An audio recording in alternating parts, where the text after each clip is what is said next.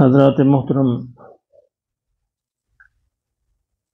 اللہ رب العزت نے ہمیں اس دنیا کے اندر بھیجا تو اس کا کوئی نہ کوئی مقصد ہے۔ اس کارخانہ قدرت کو بیکار نہیں پیدا کیا گیا۔ اللہ نے فرمایا کہ افحسبتم انما خلقناکم عبثا، کہ لوگوں کیا تم خیال کرتے ہو کہ تمہیں ہم نے ایسے ہی بیکار پیدا کر دیا؟ ایسا نہیں ہے۔ وَأَنَّكُمْ إِلَيْنَا لَا تُرْجَعُونَ، تم اللہ کی طرف لوٹائے نہیں جاؤ گے، نہیں لوٹائے جاؤ گے۔ اس کارخانہ قدرت کا ہمیں یہاں پہ بھیجنے کا کوئی نہ کوئی مقصد ہے۔ اس مقصد کو اللہ نے سورہ ذاریات کی ان آیات کے اندر بیان کیا جو میں نے آپ کے سامنے تلاوت کی۔ فرمایا کہ وَمَا خَلَقْتُ الْجِنَّ وَالْإِنسَ إِلَّا لِيَعْبُدُونَ، ہم نے جنات کو اور انسانوں کو اپنی عبادت کے لیے پیدا کیا ہے، یہ مقصد ہے۔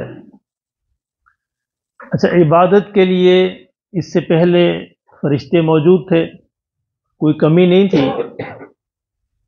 انسانوں اور جنات کو بنانے کا مقصد یہ تھا کہ ان کو ایک اختیار دیا جائے، آزادی دی جائے، یہ اپنی مرضی سے عبادت کریں، ان پر جبر نہ ہو، زبردستی نہ ہو۔ فرشتے تو مجبور ہیں، وہ اس کے علاوہ کر ہی نہیں سکتے۔ انسانوں اور جنات کو اللہ نے آزادی اور اختیار دیا، یہ آپشن دی کہ اپنی مرضی سے وہ عبادت کریں۔ اسی سے پھر ان کا مرتبہ بڑھتا ہے، کیونکہ وہ اپنی مرضی سے عبادت کرتے ہیں، اپنے اختیار سے، اپنی آزادی سے۔ اب دیکھنے کا سوال یہ ہے، مقصد یہ ہے کہ عبادت کسے کہتے ہیں؟ یہ ہمارا مقصد تخلیق ہے، ہمیں بنانے کا مقصد یہ ہے کہ ہم عبادت کریں۔ کیا عبادت صرف نماز کا نام ہے یا روزے کا نام ہے یا حج کا نام ہے؟ اس کو تو سب سمجھتے ہیں کہ نماز ایک عبادت ہے، روزہ ایک عبادت ہے، حج ایک عبادت ہے، زکوٰۃ ایک عبادت ہے۔ لیکن عبادت صرف یہی نہیں ہے۔ عبادت یہ بڑی محدود تصور ہے عبادت کا۔ دین کے اندر 24 گھنٹے عبادت ہے۔ مسلمان اپنی زندگی میں 24 گھنٹے عبادت کر سکتا ہے، کیونکہ اس کی زندگی کا مقصد یہی ہے۔ عبادت کہتے ہیں کہ اللہ کے حکم کو اللہ کی رضا کے لیے پورا کرنا، بس یہ عبادت ہے۔ کسی بھی حکم کو صرف اللہ کی رضا کے لیے، اللہ کی خوشنودی کے لیے، محض اللہ کے لیے پورا کیا جائے تو یہ عبادت ہے۔ حضور نے فرمایا صلی اللہ علیہ وسلم، اگر ایک شخص کسی مریض کی عیادت کو جاتا ہے تو 70,000 فرشتے اس کے لیے دعائے مغفرت کرتے ہیں۔ اب دیکھیں، یہ دیکھنے میں معمولی سا عمل ہے نا، بظاہر کوئی اتنا بڑا عمل نہیں ہے، لیکن جائز صرف اللہ کی رضا کے لیے، یہ مشکل امر ہے۔ یعنی لوگ جاتے تو ہیں، لیکن کیا صرف اللہ کی رضا کے لیے گئے ہیں؟ اب یہ اللہ ہی جانتا ہے، دلوں کے حال وہ جانتا ہے۔ تو صرف اور صرف اللہ کی رضا کے لیے جانا تو واقعتاً 70,000 فرشتے دعائے مغفرت کریں گے، یہ عبادت ہے۔ اب اس کا گھر سے چل کر وہاں پہ جانا یہ عبادت بن جائے گا۔ اگر دوست کی یعنی خوشنودی کے لیے گیا، دکھاوے کے لیے گیا، کسی اور مقصد کے لیے، پھر وہ عبادت نہیں بنے گی۔ تو عبادت کہتے ہیں اللہ کے حکم کو پورا کرنا، صرف اور صرف اللہ کی رضا کے لیے، اور اللہ کے حکم کو پورا کرنا نبی صلی اللہ علیہ وسلم کے طریقے کے مطابق، یہ عبادت ہے۔ ایک شخص صبح اٹھ کے دکان پہ جاتا ہے، 8، 10، 12 گھنٹے وہ دکان پہ صرف کرتا ہے۔ اگر اس کی نیت یہ ہے کہ میرا اللہ راضی ہو جائے اور میں حلال روزی کماؤں اور میں حرام سے بچوں، ملاوٹ نہ کروں، کم نہ تولوں، اللہ کے حکم کو پورا کروں، تو وہ 8، 10، 12 گھنٹے عبادت ہے۔ وہ بیکار نہیں بیٹھا، وہ عبادت کر رہا ہے۔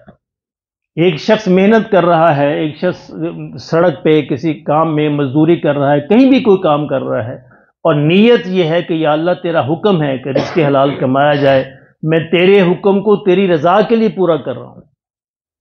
انما الاعمال بالنیات، اعمال کا دار و مدار نیتوں پر ہے۔ جیسی ہم نیت کریں گے اللہ اسی عمل کو عبادت بنا دیں گے۔ تو دیکھیں کتنا بڑا فائدہ ہے۔ یعنی مسلمان تو اگر سو بھی جائے، اب دیکھیں انسان زندگی میں کم و بیش تیسرا حصہ سونے میں گزار دیتا ہے، تو اگر یہ سو جائے کہ یا اللہ میں اس لیے سوتا ہوں کہ میرے بدن کو آرام ملے میں اور تیری عبادت کو زیادہ اچھے طریقے سے کر سکوں، اور میں نبی صلی اللہ علیہ وسلم کی سنت کے مطابق سونا چاہتا ہوں، تو وہ 8-10 گھنٹے بھی عبادت بن جائے گا۔ تو زندگی کا تیسرا حصہ جو اس نے اپنے آرام کے لیے صرف کیا، اس کو بھی وہ عبادت بنا سکتا ہے۔ تو میں یہ عرض کرنا چاہتا ہوں آج کہ نماز، روزہ یا حج یا زکوٰۃ کو تو ہم سارے عبادت سمجھتے ہیں، اس میں کوئی مشکل نہیں ہے۔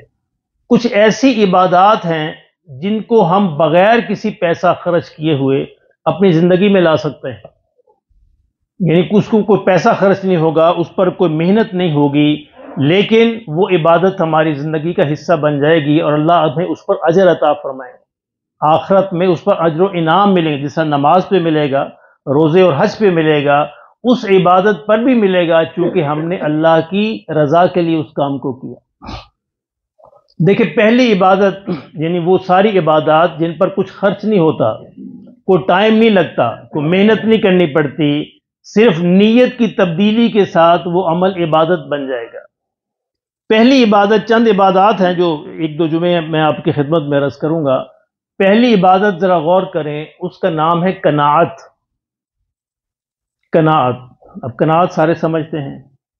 قناعت کو اس لیے اختیار کرنا کہ یا اللہ تیرا حکم ہے کہ لالچ نہ کی جائے، ہرس اور ہوس نہ کی جائے اور حرام نہ کمایا جائے، میں قناعت کو اس لیے اختیار کر رہا ہوں کہ یا اللہ تو راضی ہو جائے۔ اب یہ عمل عبادت بن جائے گا۔ اب قناعت کیا ہے؟ قناعت کا مطلب یہ نہیں ہے کہ ہاتھ پاؤں چھوڑ کر بیٹھ جایا جائے اور جو تھوڑا بہت ہے اسی پہ کچھ نہیں، ایسا نہیں ہے۔ اسلام جو ہے غربت کو پسند نہیں کرتا۔ یہ غلط بیان کیا جاتا ہے مساجد میں کہ غربت کے بڑے فضائل ہیں، غلط ہے یہ۔ اسلام یہ چاہتا ہے کہ مسلمان جو مضبوط ہو، مسلمان امیر ہو، مسلمان آگے بڑھے، طاقتور ہو۔ ایک مضبوط مسلمان کمزور سے زیادہ پسندیدہ ہے۔ جتنی آپ کی استطاعت ہے، جتنی آپ کے وسائل ہیں، جو کچھ آپ کر سکتے ہیں، اس کو پوری طرح بروئے کار لاتے ہوئے محنت کریں، اور پھر اس میں جو اللہ عطا فرما دے پھر اس کو قبول کریں، یہ قناعت ہے۔ پھر لالچ نہ کریں، پھر دوسروں کے مال پہ لالچ نہ کریں، اس کو لالچ کی نظر سے نہ دیکھیں۔ قناعت یہ ہے، یعنی جس سے آپ کی ضروریات حلال ذرائع سے پوری ہو سکتی ہیں اور اچھے طریقے سے پوری ہو رہی ہیں، اسی پر آپ اکتفا کریں، پھر حرام کی طرف آپ کا ہاتھ نہ بڑھے اور دوسروں کے مال پہ آپ کی نظر نہ ہو، حسد نہ کریں، لالچ نہ کریں، یہ قناعت ہے۔ قناعت کا بھی غلط مطلب بیان کیا جاتا ہے کہ بس جو کچھ ہے اسی پہ کچھ نہیں، ایسا نہیں ہے۔ اپنی مالی قوت کو بڑھانے کی محنت اور کوشش عین فرض ہے، عین مستحسن ہے، اسلام اس کو پسند کرتا ہے، لیکن جائز اور حلال طریقوں سے، حسد، کینے، بغض، لالچ اور ہرس اور ہوس سے بچتے ہوئے۔ میں نے بہت دفعہ یہ واقعہ بیان کیا، لیکن قناعت کو سمجھنے کے لیے ایک بڑا خوبصورت واقعہ۔ قدرت اللہ شہاب کسی زمانے میں کہتے ہیں کہ میں جھنگ کا ڈپٹی کمشنر تھا، تو جھنگ میں جس زمانے میں میری پوسٹنگ تھی، تو وہ کہتے ہیں کہ وہ ایک اسکول ٹیچر میرے پاس آئے۔ اس زمانے میں کہتے ہیں کہ ڈپٹی کمشنر کو یہ اختیار تھا کہ وہ 10-12 ایکڑ زمین جو الاٹ کر سکتا تھا، گورنمنٹ کی جو زمین پڑی ہوتی ہے بیکار۔ تو وہ کہتے ہیں وہ اسکول ٹیچر میرے پاس آئے، انہوں نے کہا جی میں پرائمری اسکول کا ٹیچر ہوں، اتنی آمدنی ہے نہیں ہے، تو 4 میری بیٹیاں ہیں، ان کی شادی بھی کرنی ہے، وسائل میرے پاس ہے نہیں ہیں، اور حج بھی کرنا چاہتا ہوں، اللہ کے گھر بھی جانا چاہتا ہوں۔ تو میری درخواست یہ ہے کہ آپ کے پاس چونکہ اختیار ہے، آپ مجھے کچھ ایکڑ زمین جو ہے الاٹ کر دیں، ہم محنت کریں گے اس پہ، میں اور میری بیٹیاں مل کر محنت کریں گے، اس کو آباد کریں گے، تو اللہ برکت دے گا، تو ہمارے کام پورے ہو جائیں گے۔ تو وہ کہتے ہیں، میں نے اسے کہا کہ اچھا ٹھیک ہے، آپ اگلے ہفتے تشریف لائیے۔ اس ایک ہفتے کے دوران کہتے ہیں میں نے اس کی تحقیق کروائی کہ کیا وہ بندہ صحیح ہے، صحیح کہہ رہا ہے۔ تو مجھے یہ معلوم ہوا کہ وہ بالکل صحیح آدمی ہے، نیک آدمی ہے، دیانتدار آدمی ہے، اس کی اچھی شہرت ہے اور وہ ٹھیک کہہ رہا ہے۔ تو کہتے ہیں میں نے 1 مربع زمین جو ہے اس کو الاٹ کر دی۔ اگلی دفعہ آئے تو میں نے اس کو کاغذات دے دیے اور میں نے اس سے کہا کہ لے آپ اس کو آباد کیجئے اور اس کو رکھیے۔ وہ کہتے ہیں مجھے دعائیں دیتا ہوا چلا گیا۔ خیر، کہتے ایک عرصہ گزر گیا، اب یہ وہاں سے کہیں اور پوسٹنگ ہوئی، کتنے برس بیت گئے، تو آخری ان کی پوسٹنگ تھی کہ صدر ایوب خان کے سیکرٹری تھے، پریزیڈنسی میں ان کی پوسٹنگ تھی، تو وہاں تھے۔ تو کہتے جس زمانے میں وہاں پہ کام کر رہا تھا، اور کہتے میں تو اس بات کو بھول گیا، عرصہ دراز ہو گیا۔ تو کہتے ایک دن اپنے دفتر میں بیٹھا ہوا تھا تو مجھے ایک رجسٹرڈ لیٹر ملا، وہ رجسٹری ملی اور میں نے اس کو کھولا تو کہتے صدر ایوب صاحب بھی بیٹھے ہوئے تھے، تو میں نے کھول کے اس کو پڑھتا رہا، پڑھتے پڑھتے میری آنکھوں میں آنسو آ گئے۔ ایوب نے کہا تمہیں کیا ہوا؟ میں نے کہا جی بتاتا ہوں۔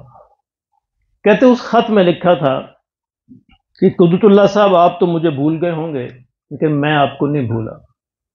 فلاں سن کے اندر جنگ میں آپ نے مجھے 1 مربع زمین الاٹ کی تھی، تو میں اور میری بیٹیوں نے مل کر اس کو آباد کیا، بڑی ہم نے محنت کی، کوشش کی، زمین آباد ہو گئی، زرخیز زمین تھی، بڑی فصل ہوئی۔ تو اللہ رب العزت نے اس کی برکت سے مجھے حج بھی کروا دیا، میں نے، میری بیٹیوں نے، میری بیوی نے، سب نے حج کیا، میں نے اپنے بچیوں کی شادی کی، میرے سارے مسئلے حل ہو گئے۔ تو قدرت اللہ صاحب اب مجھے اس زمین کی ضرورت نہیں۔ اللہ اکبر! یہ بھی ہمارے ماحول کے آدمی ہیں، لوگ 1 انچ پہ مر جاتے ہیں۔ کہتے ہیں قدرت اللہ صاحب اب مجھے اس زمین کی ضرورت نہیں، میرے مسئلے پورے ہو گئے، میرے مسائل حل ہو گئے، اب میں کاغذات آپ کو واپس کر رہا ہوں، کسی اور ضرورت مند کو دے دیں۔ کہتے میں یہ پڑھ کر رو دیا تو صدر ایوب کہتے ہیں کیا بات؟ میں نے کہا جی یہ آپ بھی پڑھ لیں۔ تو کہتے وہ بھی کھڑا حیران ہو، کہتے ہمارے ملک میں ایسے لوگ بھی ہیں۔ میں نے کہا ایسے لوگوں سے ملک بچا ہوا ہے، ان کی برکت سے اللہ اس کو بچا لیتے ہیں۔ اس کا نام ہے قناعت۔ امید آپ مطلب واضح ہو گیا ہوگا۔ ان قناعت یہ نہیں ہے کہ ہاتھ پاؤں چھوڑ کے بیٹھ لیں، قناعت یہ ہے کہ پوری کی پوری محنت کریں، دیانتداری سے محنت کریں، پورا زور لگائیں، اور پھر جو اللہ کی اپنی ایک تقسیم ہے، پھر اللہ اس تقسیم میں جو آپ کو عطا کر دے اس پر مطمئن ہو جائے۔ پھر دوسروں پہ نظر نہ ڈالیں، حسد نہ کریں، لالچ نہ کریں، ہرس اور ہوس نہ کریں، یہ قناعت ہے۔ پھر یہ عبادت بن جائے گی کہ یا اللہ جو تو نے دیا میں راضی ہوں، محنت میں کر رہا ہوں، اب تیرا حکم اگر یہی ہے کہ میری محنت کو اتنا پھل لگے تو یا اللہ میں راضی ہوں۔ اب یہ اللہ کی آزمائش کی اسکیم ہے نا، اس کائنات کو اللہ نے آزمائش کے لیے بنایا ہے۔ یہ بڑی سمجھنے کی بات ہے، ہم اس میں دھوکہ کھا جاتے ہیں۔ کائنات اللہ نے مساوات کے اصول پہ نہیں بنائی، کائنات اللہ نے برابری کے اصول پہ نہیں بنائی، آزمائش کے اصول پہ بنائی۔ مساوات نہیں رکھی تاکہ آزمائش ہو، کسی کو زیادہ دیا ہے، کسی کو کم دیا ہے، آگے بڑھایا، مال کے اعتبار سے، جسم کے اعتبار سے، دولت کے اعتبار سے، حسن کے اعتبار سے، طاقت کے اعتبار سے، ہر طرح فرق رکھا ہے تاکہ جو بڑا ہے وہ اس کے اندر قناعت اختیار کرے، جو چھوٹا ہے وہ صبر کرے۔ یعنی صبر اور شکر کے جو مظاہر ہیں، یہ امتحان ہے، ہر وقت انسان کے ساتھ رہتے ہیں۔ تو میں یہ عرض کر رہا تھا کہ پہلی عبادت جو ہم بغیر کسی پیسے کے، بغیر کسی محنت کے کر سکتے ہیں، اس کا نام ہے قناعت، اور یہ ہر بندہ گھر بیٹھے کر سکتا ہے، صرف دل کی نیت بدلنے کی بات ہے۔ تو آپ کا وہ پورا عمل، آپ کی وہ پوری سوچ، وہ عبادت بن جائے گی، اللہ اس پہ اجر عطا فرمائے گا کہ یا اللہ میں تیرے فیصلوں پہ راضی ہوں۔ اب بندہ جب دوسروں کی مال کی طرف دیکھتا ہے، حرام کی طرف دیکھتا ہے، اس کا مطلب وہ اللہ کے فیصلے پر راضی نہیں ہے۔ بندے نے محنت کی، پوری محنت کی، اب اس محنت کے صلے میں انسان کو کتنا ملنا یہ اللہ کا ڈیسیجن ہے۔ کتنا مالی دا کم پانی لانا تے پر مشکاں پاوے۔ اب مالک کتنے پھل پھول لگاتا ہے یہ اس کا فیصلہ ہے، ہمارا کام صرف یہ ہے۔ اب یہاں پہ غلطی ہوتی ہے کہ بندہ کہتا ہے کہ پتہ نہیں میں اور محنت کروں گا، حرام کی طرف جاؤں گا، ادھر ہاتھ ماروں گا، ادھر ہاتھ ماروں گا تو میرا مال، ایسا نہیں ہوتا۔ اللہ نے جو فیصلہ کیا ہے اس پہ راضی ہونا، اس کا نام قناعت ہے۔ بہت ساری یہ عبادات ہیں، انشاءاللہ میں اگلے جمعے بھی اسی پہ بات ہوگی۔ ایک بہت اہم عبادت جس کو دین کا نصف کہا گیا ہے، پورے دین کا نصف حصہ وہ ہے صفائی کی عبادت۔ صفائی یہ ہمارے دین کا حصہ ہے، یعنی اسلام کو یہ اعزاز حاصل ہے کہ اسلام نے صفائی کو دین کا حصہ قرار دیا ہے۔ اس کے بغیر انسان مسلمان ہو نہیں سکتا۔ یہ دیکھیے اگر آپ ناپاک رہیں تو آپ نماز نہیں پڑھ سکتے، آپ حج نہیں کر سکتے۔ ناپاکی اتنی بری چیز ہے۔ تو انسان اس پورے کے پورے دین کو اگر ایک لفظ میں بیان کیا جائے تو وہ ہے صفائی. ان دین کا دوسرا نام جو ہے اسلام کا وہ صفائی ہے. لیکن میرے محترم دوستو، یعنی شرم آتی ہے مجھے یہ کہتے ہوئے، میں بھی آپ کا حصہ ہوں، کہ ہم سب سے زیادہ جس کو اگنور ہم کرتے ہیں وہ یہ مسئلہ ہے. یعنی سب سے پہلے ہمارے اوپر اپنے جسم کی صفائی فرض ہے. اگر جسم صاف نہ ہو، کپڑے پاک نہ ہو تو آپ نماز نہیں پڑھ سکتے. نماز کے لیے ضروری ہے جسم صاف ہو، کپڑے صاف ہو، جگہ صاف ہو جہاں پہ آپ نماز پڑھ رہے ہیں. تو یہ نماز کی شرائط میں سے ہے. جسم کی صفائی سے شروع ہو کر کپڑوں کی صفائی تک، کپڑوں کی صفائی سے شروع ہو کر اپنے ماحول کی صفائی تک، اس کو ہم نظر انداز کر دیتے ہیں. یعنی جس ماحول کے اندر ہم رہ رہے ہیں اس ماحول کی صفائی بھی ہمارے ذمے ہے، فرض ہے. اس کو ہم نظر انداز نہیں کر سکتے. لیکن عام طور پر اپنے جسم کو تو ہم ٹھیک رکھ لیتے ہیں اور اپنے کپڑوں کو بھی، لیکن اپنے ارد گرد کو، اپنے ماحول کو جہاں پہ ہم رہتے ہیں اس کو ہم نظر انداز کرتے ہیں. یعنی ایک دکاندار کے ذمے ہے کہ کم از کم اپنی دکان کے سامنے تو صاف رکھے. ایک گھر والے کے ذمے ہے کم از کم اپنے گھر والے کے سامنے صاف رکھے. اگر سارے ایسے کریں گے تو پوری گلی، پورا معاشرہ صاف نہیں ہو جائے گا. کم از کم ہر بندہ اپنا ہی خیال کر لے کہ میں اپنے گھر کے سامنے صاف رکھوں، میں اپنی دکان کے سامنے صاف رکھوں، تو کتنی خوبصورتی ہو جائے گی. لیکن ہم اس کے الٹ کرتے ہیں. اللہ ہمارے حال پہ رحم فرمائے. یعنی ہم اپنے گھروں کا کوڑا نکال کر گلیوں میں ڈال دیتے. اب کبھی کبھی صبح جہاں پہ واک کیجئے، اس میں مین جو وسیم بلاک کی سڑک ہے، تو آپ کو نظر آئے گا ہر گلی کے آگے کوڑا پڑا ہوا ہے. تو کون ڈالتا ہے؟ ہم میں سے لوگ ہیں جو ڈالتے ہیں. جنات تو نہیں آ کے ڈالتے. یوسف صاحب کا دعویٰ ہے کہ جنات نہیں آتے، وسیم بلاک میں نہیں آتے جنات. تو یہ ہم ہی لوگ ہیں جو جن بنتے ہیں، ہم ہی لوگ شیطان بنتے ہیں، ہم ہی اپنے گھروں سے ڈال کر وہاں پہ ڈالتے ہیں. ابھی یہ اسی مسجد والی گلی کے آگے بھی پڑے ہوئے تھے کوڑے، اور جو آگے ڈوگر صاحب سے آگے جو گلی ہے بائیں ہاتھ پہ، وہاں پڑے ہوتے ہیں کوڑا، ڈھیر لگے ہوتے ہیں. اب یہ جو کوڑے والے جو آتے ہیں اٹھانے، 200-300 سے زیادہ نہیں لیتے، کیونکہ ایسا ہی نا. اب مجھ سے وہ 250 لیتے ہیں، اسے زیادہ تو نہیں لیتے، 300 لے لیں گے زیادہ سے زیادہ. اب وہ 200 250 300 یہی ان کا ریٹ، اور یہ کچھ زیادہ نہیں ہے. یعنی میں یہ عرض کرنا چاہوں اب اس نیت سے کہ یا اللہ میرے نبی کا حکم ہے کہ صفائی رکھی جائے، میرے نبی کا حکم، میرے اللہ کا حکم ہے، دین کا حصہ ہے کہ صفائی رکھی جائے. وہ 250 دینا آپ کا عبادت بن جائے گا. اس پہ غور ہی نہیں کرتے. کتنا عجیب اور کتنا برا لگتا ہے. وہ ہم میں سے لوگ ہیں. اچھا وہ لوگ نماز بھی پڑھتے ہیں، یعنی وہ گھروں سے اٹھتے ہیں، کوڑا کا شاپر اٹھاتے ہیں، گلی میں پھینکتے ہیں اور آ کے یہاں نماز پڑھتے ہیں. اس نماز کا کیا فائدہ؟ جس نماز نے آپ کو تبدیل نہ کیا، جس نماز نے یہ نہ سکھایا کہ صفائی رکھنی ہے، وہ نماز کہاں اللہ کے آگے قبول ہو؟ میں کتنی ہی بار یہ عرض کر چکا ہوں کہ نماز کی تاثیر کا جائزہ لیجئے. نماز کی تاثیر یہ ہے کہ نماز آپ کی عملی زندگی کو بدل دے گی. اگر نماز آپ کی عملی زندگی کو نہیں بدل رہی، اس کا مطلب نماز تاثیر پیدا نہیں کر رہی. جو نماز دنیا کے اندر تاثیر پیدا نہیں کر رہی، آخرت میں کیسے کرے گی؟ دنیا تو بڑی چھوٹی سی چیز ہے، آخرت تو بہت بڑی چیز ہے. تو میرے محترم دوستو، خدا کے لیے اس بات کا خیال کیجیے. یہ عبادت ہے، یہ معمولی عمل نہیں ہے.